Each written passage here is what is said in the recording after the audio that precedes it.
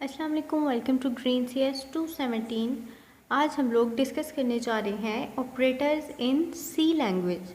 मतलब सी लैंग्वेज में कौन कौन से ऑपरेटर्स हैं और वो किस लिए इस्तेमाल होते हैं। तो यहाँ पर हमारे पास सी लैंग्वेज में ऑपरेटर्स की एक वाइड रेंज है, जिसमें सबसे पहले तो हमारे पास है अरिथमेटिक ऑपरेटर्स, उसके बाद relational operators, logical operators, assignment operators, increment and decrement operators और लास्ट में हमारे पास है कंपाउंड असाइनमेंट ऑपरेटर्स। तो सबसे पहले अगर हम लोग ऑपरेटर की डेफिनेशन को देखें कि बेसिकली ऑपरेटर क्या है और किस लिए इस्तेमाल होता है, तो operators are the basic concepts of any programming language used to build a foundation in programming. मतलब ऑपरेटर्स क्या हैं? These are the basic concepts of any programming language. किसी भी प्रोग्रामिंग लैंग्वेज के जो बेसिक कॉन्सेप्ट्स हैं जिनके साथ किसी भी प्रोग्रामिंग की फाउंडेशन को बिल्ड किया जाता है, तो हम लोग कह सकते हैं कि उनको हम ऑपरेटर कहते हैं। Operators can be defined as basic symbols that help us work on logical and mathematical operations। यानी इनको हम कह सकते हैं कि ये बेसिक से सिंबल्स हैं जिनके साथ हम लॉजिक और मैथमेटिकल ऑपरेशंस को परफॉर्म करते हैं। Operators in C and C++ are tools or symbols that are used to perform mathematical operations। लेकिन सिर्फ इसमें हम लोग मैथमेटिकल ऑपरेशंस नहीं करते, इसमें हम लोग लॉजिकल ऑपरेशंस, रिलेशनल ऑपरेशंस या कंपाउंड असाइनमेंट ऑपरेशंस भी परफॉर्म करते हैं। तो सबसे पहले यहाँ पे हमारे पास अगर हम देखें तो अरिथमेटिक ऑपरेटर्स हैं, जिसकी डेफिनेशन क्या है कि it includes basic arithmetic operations like addition, subtraction, multiplication, division, modulus operations, increment and decrement. अब हमारे पास यहाँ पे अरिथमेटिक ऑपरेटर्स की एक लिस्ट है जिसमें हर एक ऑपरेटर का काम और इसका सैम्बल शो कराया गया है। तो सबसे पहले एडिशनल ऑपरेटर या जिसको हम एडिशन ऑपरेटर भी कहते हैं, जिसके लिए हम लोग प्लस साइन इस्तेमाल करते हैं। ये क्या काम करता है कि this operator is use to add two operands, यानी दो ऑपरेंड्स को जमा करने का काम करता है। ऑपरेंड्स हमारे पास क्या होते हैं? ऐसी चीज़ें जिस पे हम कोई भी ऑपरेशन परफॉर्म करते हैं। फॉर एग्ज़ाम्पल, अगर a प्लस b है तो इसमें प्लस तो ऑपरेटर है, लेकिन a और b क्या हैं? हमारे पास ऑपरेंड्स हैं। उसके बाद है सब्ट्रैक्शन, जिसके लिए हम माइनस साइन को यूज़ करते हैं। अब सब्ट्रैक्शन में क्या होता है कि ये सब्ट्रैक्ट करता है टू ऑपरेंड्स, यानी एक ऑपरेंड को दूसरे ऑपरेंड से सब्ट्रैक्ट करेगा। थर्ड पे हमारे पास है मल्टीप्लिकेशन, जिसके लिए हम लोग स्टार सिंबल को इस्तेमाल करते हैं। ये क्या करता है कि मल्टीप्लाई टू ऑपरेंड्स, यानी दो ऑपरेंड्स हैं हमारे पास a और b, तो मल्टीप्लिकेशन में क्या होगा? स्टार सिंबल उन दोनों को मल्टीप्लाई करेगा। उसके बाद फोर्थ पे हमारे पास है division operator. It divide two operands and give the quotient as the answer। For example, अगर 10 divided by 5 है तो 5 2s are 10, तो 2 हमारे पास यहाँ पे फाइनल आंसर होगा कि ये दो ऑपरेंड्स को डिवाइड करता है और क्वोशंट को एज द आंसर हमें प्रोवाइड करता है। फिफ्थ पे है मॉडुलस ऑपरेशन। अब मॉडुलस का काम भी क्या है? Find the remains of two integers and give the remainder after the division. Basically काम इसका भी डिवाइड करना ही है, डिवीजन ऑपरेटर की तरह। लेकिन डिवीजन ऑपरेटर में और मॉडुलस ऑपरेटर में बेसिक जो फ़र्क है, जो डिफरेंस है, वो क्या है कि डिवीजन ऑपरेटर क्वोशंट को एज द आंसर हमें प्रोवाइड करेगा, लेकिन मॉडुलस ऑपरेटर में क्या होगा कि हमेशा रिमाइंडर हमारे पास आंसर होगा। उसके बाद 6 पे हमारे पास इंक्रीमेंट ऑपरेटर है, जिसके लिए हम डबल प्लस साइन यूज़ करते हैं। It is use to increment an operand. For example, अगर a हमारे पास कोई ऑपरेंड है तो अगर हम a प्लस प्लस या प्लस प्लस a लिखेंगे तो इसका मतलब है कि a ऑपरेंड की जो भी वैल्यू है हम उसमें एक और डिजिट, एक और क्वांटिटी उसकी में इंक्रीमेंट करें।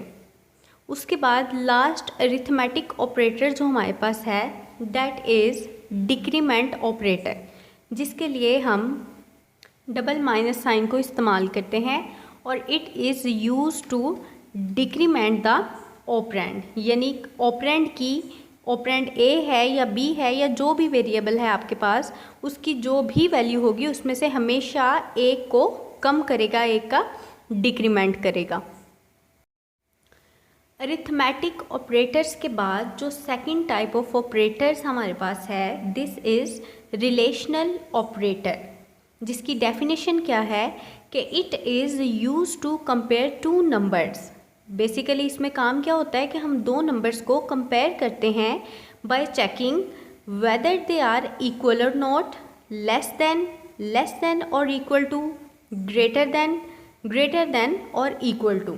इसमें हम दो नंबर्स को कंपेयर करते हैं ये चेक करने के लिए कि क्या वो नंबर, जो दोनों नंबर हैं, एक दूसरे के बराबर हैं, पहला दूसरे से बड़ा है या पहला दूसरे से छोटा है या वो बराबर नहीं है।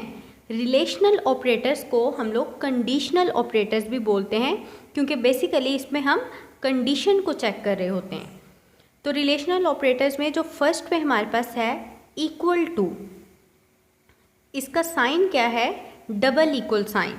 This operator is use to check if both operands are equal, यानी इक्वल टू जो ऑपरेटर है इसको हम कब इस्तेमाल करेंगे, जब हमें ये चेक करना होगा कि क्या दोनों ऑपरेंड्स जो हैं, ऑपरेंड्स मीन कोई वेरिएबल हैं हमारे, तो वो इक्वल हैं या नहीं हैं। दूसरे नंबर पे हमारे पास है नॉट इक्वल टू ऑपरेटर, जिसका साइन है एक्सक्लेमेशन और इक्वल टू का। एक्सक्लेमेशन बेसिकली नॉट को रिप्रेजेंट करता है, तो ये साइन क्या करेगा, it can check if both operands are not equal. उसके बाद थर्ड पे हमारे पास ग्रेटर देन का साइन है। It can check if the first operand is greater than the second operands, कि जो पहला ऑपरेंड हमारे पास है वो ए है या बी है, क्या वो दूसरे से ग्रेटर है। इसी तरह फोर्थ पे हमारे पास लेस देन का साइन है। It can check if the first operand is lesser than the second, तो ये चेक करेगा पहला ऑपरेंड सेकंड वाले ऑपरेंड से छोटा है या नहीं है।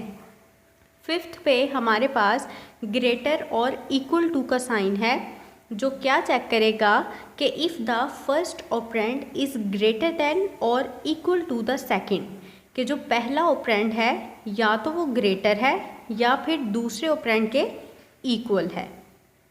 लास्ट पे लेस देन इक्वल टू का साइन है और it can check if the first operand is lesser than और इक्वल टू द सेकंड, कि जो पहला ऑपरेंड है वो दूसरे ऑपरेंड से या तो छोटा है या फिर उसके इक्वल है। If the relational statement is satisfied, यानी ये जो 6 रिलेशनल ऑपरेटर्स यहाँ पे शो कराए हैं, इनकी स्टेटमेंट्स अगर तो सेटिस्फाई होंगी, यानी अगर तो ये ट्रू होंगी, then the program will return the value of 1, कि प्रोग्राम 1 की वैल्यू देगा, यानी ट्रू वैल्यू देगा और इसको रन करेगा। Otherwise if the relational statement is not satisfied, यानी ये फॉल्स होगी, तो the program will return the value 0। 0 means false और प्रोग्राम वहीं पे टर्मिनेट हो जाएगा। अब यहाँ पे हमारे पास एक टेबल है रिलेशनल ऑपरेटर्स का, जिसमें सबसे पहले तो ऑपरेटर्स दिखाए गए हैं, उसके बाद ऑपरेंड्स, फिर ये लिख के दिखाया गया है कि इन ऑपरेटर्स को ऑपरेंड्स के साथ इस्तेमाल कैसे करना है और उनसे फिर रिजल्ट्स क्या होंगे, यानी हर ऑपरेटर काम क्या करेगा। तो सबसे पहले जैसे हमने पहले भी पढ़ा है इक्वल टू साइन है, और अगर हमारे पास दो ऑपरेंड्स हैं ए और बी, तो ऑपरेशन में हम उसको लिखेंगे कैसे कि a is equal to b, मतलब इसका सिर्फ यही है इज़ इक्वल टू, लेकिन साइन इसमें 2 दफ़ा इस्तेमाल होगा। और it is use to check if both operands are equal. Second पे नॉट इक्वल टू, तो इसको हम कैसे लिखेंगे, a not equal to b, और it is use to check if both operands are not equal. Third पे greater than का sign है, और इसको हम कैसे लिखेंगे ऑपरेंड्स के साथ कि a greater than b। It is use to check if the first operand is greater than the second. उसके बाद लेस देन का ऑपरेटर है, और ऑपरेंड्स के साथ इसको हम लोग यूँ लिखेंगे कि it is use to check if the first operand is lesser than the second. Fifth पे हमारे पास है ग्रेटर और इक्वल का साइन, और इसको हम लोग ऑपरेंड्स के साथ यूँ लिखेंगे, और it is use to check if the first operand is greater than और equal to the second.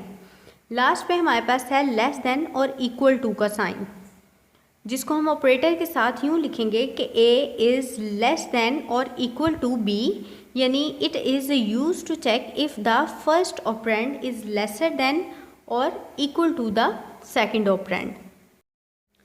Third type of operators in C language is logical operators. तो it refers to the Boolean values which can be expressed as, मतलब ये refer कर रहा है Boolean values को। और Boolean values क्या है, उसमें 2 तरह की वैल्यूज़ होती हैं या 2 तरह के बेसिक ऑपरेशंस होते हैं। एक तो बाइनरी लॉजिक ऑपरेशंस होते हैं और दूसरे unary logic operations.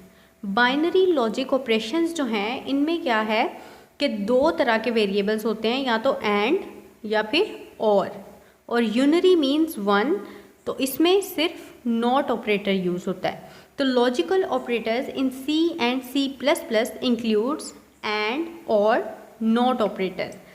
First of all and operators कि इसमें क्या कैसे काम होगा कि it is use to check if both the operands are true, यानी अगर दोनों स्टेटमेंट्स ठीक हैं तो हम एंड ऑपरेटर्स को इस्तेमाल करेंगे। उसके बाद और operator, these operators are use to check if at least one of the operand is true, यानी अगर हमारे पास 2 वैल्यूज़ हैं तो कम से कम एक उनमें ठीक होनी चाहिए, और उस सूरत में हम लोग और ऑपरेटर को इस्तेमाल करेंगे। थर्ड पे नॉट ऑपरेटर है, it is use to check if the operand is false. Not operator तब लगेगा जब हमारा ऑपरेंड जो है उसके बिल्कुल उलट है। If the logical statement is satisfied, यानी अगर तो ट्रू है, then the program will return the value of 1, तो प्रोग्राम एग्जीक्यूट होगा और 1 वैल्यू रिटर्न करेगा। Otherwise if the relational statement is not satisfied, यानी अगर हमारी रिलेशनल स्टेटमेंट जो है ये फॉल्स हो जाती है, तो the program will return the value of 0, और प्रोग्राम या तो वहीं पे टर्मिनेट हो जाएगा या फिर एरर जनरेट करेगा। तो हमारे पास यहाँ पे लॉजिकल ऑपरेटर्स का एक टेबल है, जिसमें सबसे पहले तो ऑपरेटर्स हैं हमारे पास, जिनमें एंड ऑपरेटर है, और ऑपरेटर है, और नॉट ऑपरेटर है। ऑपरेंड्स एंड ऑपरेटर के लिए ऑपरेंड्स A और B, और ऑपरेटर के लिए भी A और B, और नॉट ऑपरेटर के लिए सिर्फ A, क्योंकि नॉट ऑपरेटर ऐसा है जो सिर्फ एक ऑपरेंड के साथ भी कोई भी ऑपरेशन परफॉर्म कर सकता है। तो हम ऑपरेशन को लिखेंगे कैसे, एंड ऑपरेटर के केस में A एंड B, यानी it is use to check if both the operands are true, कि A और B दोनों इक्वल हैं या दोनों ट्रू हैं, जो भी कंडीशन लगी है उसके मुताबिक ये चेक करेगा कि दोनों ऑपरेंड्स ट्रू हैं या नहीं हैं। अगर तो ट्रू है तो प्रोग्राम फर्दर एग्जीक्यूट होगा। इसी तरह और ऑपरेटर के केस में हम इसको यूँ लिखेंगे कि A और B and it is use to check if the at least one of the operator is true, यानी दोनों ऑपरेंड्स जो हैं इनमें कम से कम एक ऑपरेंड ऐसा हो कि जो ठीक हो कंडीशन के मुताबिक। उसके बाद हमारे पास है नॉट ऑपरेटर, यानी जिसको हमने ऑपरेशन में इस तरह लिखा है एक्सप्रेशन के तौर पे कि not A, it is use to check if the operand is false. ये इस चीज़ को चेक करेगा कि जो ऑपरेंड है कंडीशन के मुताबिक वो फॉल्स है। फोर्थ पे हमारे पास हैं असाइनमेंट ऑपरेटर्स। तो असाइनमेंट ऑपरेटर्स क्या हैं कि these are use to assign a particular value to a variable, यानी इसमें एक ख़ास वैल्यू वेरिएबल्स को असाइन की जाती है। असाइन करने के लिए, कोई भी वैल्यू असाइन करने के लिए जो हम लोग सिंबल यूज़ करते हैं असाइनमेंट का, that is equal sign. It is use to assign a value from right side operand to left side operand.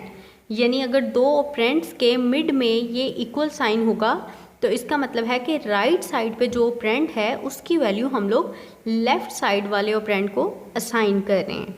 तो असाइनमेंट ऑपरेटर्स में जो पहला हमारे पास ऑपरेटर है that is addition assignment. It is use to store the sum of both the operands to the left side operand. यानी पहले ये दोनों जो प्लस इक्वल साइन है, एडिशन असाइनमेंट साइन है, ये क्या करेगा, सबसे पहले ये दोनों ऑपरेंड्स का सम करेगा और फिर लेफ़्ट साइड वाले ऑपरेंड में उन दोनों के सम को स्टोर कर देगा। सेकंड पे हमारे पास है subtraction assignment. It is use to store the difference of both the operands to the left side operand. इसमें क्या होगा कि जिन दो ऑपरेंड्स के दरमियान में, फॉर एग्ज़ाम्पल ए है और बी है, और उन दोनों के दरमियान में हम लोगों ने अगर सब्ट्रैक्शन असाइनमेंट का साइन लगाया है तो सबसे पहले क्या होगा कि वो दोनों ऑपरेंड्स जो हैं उनकी सब्ट्रैक्शन होगी और फिर उनका जो डिफरेंस होगा वो लेफ़्ट साइड वाले ऑपरेंड में स्टोर होगा। थर्ड पे हमारे पास है मल्टीप्लिकेशन असाइनमेंट, यानी star equal sign. It is use to store the product of both the operands to the left side operand. यानी जो भी दो ऑपरेंड्स होंगे जिनके दरमियान में हम लोग मल्टीप्लिकेशन असाइनमेंट का ये सैम्बल लगाएंगे तो वो दोनों ऑपरेंड्स की मल्टीप्लिकेशन का रिज़ल्ट जो होगा लेफ़्ट साइड वाले ऑपरेंड में स्टोर होगा। फोर्थ पे हमारे पास है डिवीजन असाइनमेंट। इसमें भी बिल्कुल ऊपर वाले ऑपरेटर्स की तरह पहले दोनों ऑपरेंड्स की डिवीजन होगी और फिर जो भी रिज़ल्ट आएगा वो फाइनल रिज़ल्ट लेफ़्ट साइड वाले ऑपरेंड में स्टोर होगा। लास्ट पे है रिमाइंडर असाइनमेंट। जैसे हमने अरिथमेटिक ऑपरेटर्स में भी पढ़ा था कि रिमाइंडर ऑपरेटर जो है या मॉडुलस ऑपरेटर है, ये क्या करता है कि रिमाइंडर को as a final result show कराता है। तो it is use to store the remainder of both the operands to the left side operand. इसमें जो दो ऑपरेंड्स होंगे उनका जो रिमाइंडर होगा, जो रिज़ल्ट होगा, उसको लेफ़्ट साइड वाले ऑपरेंड में स्टोर किया जाएगा। तो यहाँ पे अगर हम लोग असाइनमेंट ऑपरेटर्स के टेबल को देखें, जिसमें सबसे पहले तो हमारे पास सारे ऑपरेटर्स हैं, उसके बाद ऑपरेंड्स हैं और उसके बाद एक्सप्रेशंस दिखाए हैं कि हम ऑपरेशन करेंगे कैसे, और उसके बाद फिर ये बताया कि अच्छा ये चीज़ इस्तेमाल किस लिए हो रही है। सबसे पहले अगर इक्वल ऑपरेटर को हम लोग देखें तो उसके ऑपरेंड्स हैं ए और बी। ऑपरेशन हम कैसे परफॉर्म करेंगे कि A is equal B and this is use to assign the value of B to A. यानी बी वेरिएबल की जो भी वैल्यू होगी, ए इज़ इक्वल बी का मतलब ये है कि बी की जो भी वैल्यू होगी वो ए में शिफ्ट हो जाएगी, ए में स्टोर हो जाएगी। सेकंड पे हमारे पास एडिशन असाइनमेंट ऑपरेटर है, जिसके ऑपरेटर ए भी हैं और A plus is equal to B. यानी इस एक्सप्रेशन को आगे डिटेल में कैसे बताया है कि इस एक्सप्रेशन को हम ऐसे भी कह सकते हैं कि A is equal A plus B. यानी ए और बी का जो सम होगा उसको बाद में स्टोर किया जाएगा ए में। फर्स्ट ऑफ ऑल क्या होगा, दोनों ऑपरेंड्स का सम करेंगे और फिर वो जो रिज़ल्ट होगा लेफ़्ट साइड वाला जो ऑपरेंड होगा हमारा, उसमें उसका रिज़ल्ट स्टोर होगा। उसके बाद सब्ट्रैक्शन असाइनमेंट, जिसके ऑपरेंड्स हैं ए और बी। इसके बाद ऑपरेशन इसमें कैसे होगा कि हम ए माइनस इक्वल टू बी लिखेंगे, और इसका मतलब क्या है कि सबसे पहले इन दोनों ऑपरेंड्स का डिफरेंस निकालेंगे, इनकी सब्ट्रैक्शन करेंगे, और फिर जो फाइनल रिजल्ट होगा वो लेफ़्ट साइड वाले ऑपरेंड यानी ए में स्टोर होगा। इसके बाद अगला ऑपरेटर हमारे पास है मल्टीप्लिकेशन असाइनमेंट का, जिसके ऑपरेंड्स हैं ए और बी, और इस एक्सप्रेशन को हम लोग यूँ लिखेंगे ए मल्टीप्लाई और इक्वल टू बी। इसमें भी क्या होगा, सबसे पहले तो दोनों ऑपरेंड्स की प्रोडक्ट निकाली जाएगी, ए और बी की वैल्यूज़ को ज़रब किया जाएगा, और फिर उस वैल्यू को, वो जो फाइनल रिज़ल्ट आएगा, उनकी प्रोडक्ट आएगी, उसको स्टोर किया जाएगा लेफ़्ट साइड वाले ऑपरेंड में यानी ए में। नेक्स्ट हमारे पास है डिवीजन असाइनमेंट ऑपरेटर, जिसके ऑपरेंड्स हैं ए और बी, और इसको हम लोग यूँ लिखेंगे ए डिवाइडेड बाय और इक्वल टू बी। इसमें क्या होगा कि ए और बी दोनों ऑपरेंड्स को हम लोग डिवाइड करेंगे, और इनको डिवाइड करके जो आंसर आएगा, जो क्वोशंट आएगा, उसकी वैल्यू को हम लोग स्टोर करेंगे लेफ़्ट साइड ऑपरेंड में यानी ए में। और लास्ट पे हमारे पास है मॉडुलस असाइनमेंट ऑपरेटर, जिसके ऑपरेंड्स हैं ए और बी, और इसको ऑपरेशन की सूरत में हम लोग यूँ लिखेंगे A modulus is equal to B. इसमें क्या होगा, सबसे पहले ए और बी दोनों ऑपरेंड्स की वैल्यूज़ का मॉडुलस निकाला जाएगा, यानी इनको डिवाइड किया जाएगा, और रिमाइंडर में जो आंसर आएगा उस वैल्यू को स्टोर किया जाएगा लेफ़्ट साइड वाले ऑपरेंड यानी ए में। तो फिर हमें रिज़ल्ट मिलेगा मॉडुलस असाइनमेंट ऑपरेटर का। उसके बाद फिफ्थ टाइप ऑफ ऑपरेटर्स जो हमारे पास है, that is increment and decrement operators. नाम से ही हमें पता चल रहा है कि इंक्रीमेंट ऑपरेटर क्या करेगा, इंक्रीमेंट करेगा, और डिक्रीमेंट ऑपरेटर डिक्रीमेंट करेगा। C++ also provides two unary operators. अब यूनरी का क्या मतलब है कि इन ऑपरेटर्स में ऑपरेटर के साथ सिर्फ और सिर्फ एक ऑपरेंड लगेगा, यानी एक ही ऑपरेंड्स के साथ ये ऑपरेटर काम करेगा। इसके लिए दो ऑपरेंड्स का होना लाजमी नहीं है। तो C++ also provides two unary operators for adding 1 to और subtracting 1 from the value of a numeric variables, यानी ये दो ऐसे ऑपरेटर्स भी प्रोवाइड करता है जो जिनमें इंक्रीमेंट ऑपरेटर है एक, जो क्या करता है, वैल्यू में एक का इजाफा करता है, और दूसरे नंबर पे है डिक्रीमेंट ऑपरेटर जो वैल्यू में एक की कमी करेगा या वैल्यू को एक से कम कर देगा। तो दीज आर द यूनरी यानी इंक्रीमेंट ऑपरेटर, जिसका साइन क्या है प्लस प्लस, और दूसरा है डिक्रीमेंट ऑपरेटर जिसको हम लोग माइनस माइनस से शो कराते हैं। यहाँ पे हमारे पास इंक्रीमेंट एंड डिक्रीमेंट ऑपरेटर्स का एक टेबल है, जिसमें सबसे पहले तो उन्होंने ऑपरेटर्स दिखाए हैं, उसके बाद बताया है कि अगर प्री इंक्रीमेंट ऐसे हो तो ये होगा, या पोस्ट इंक्रीमेंट हो तो यूँ होगा, और सैम्पल एक्सप्रेशन है, और उसके बाद उसकी एक्सप्लेनेशन दी है। अच्छा, यहाँ पे पॉइंट ये है कि इंक्रीमेंट भी दो तरह का होता है और डिक्रीमेंट भी दो तरह का होता है, या तो प्री इंक्रीमेंट होगा या फिर पोस्ट इंक्रीमेंट होगा। प्री इंक्रीमेंट में क्या होगा कि इंक्रीमेंट पहले होगा, जो भी वेरिएबल की वैल्यू है उसमें एक का इजाफा पहले होगा और बाद में वो वैल्यू असाइन की जाएगी। और पोस्ट इंक्रीमेंट में क्या होगा कि पहले वैल्यू असाइन की जाएगी और बाद में इंक्रीमेंट होगा। प्री का मतलब है पहले, पोस्ट का मतलब है बाद में।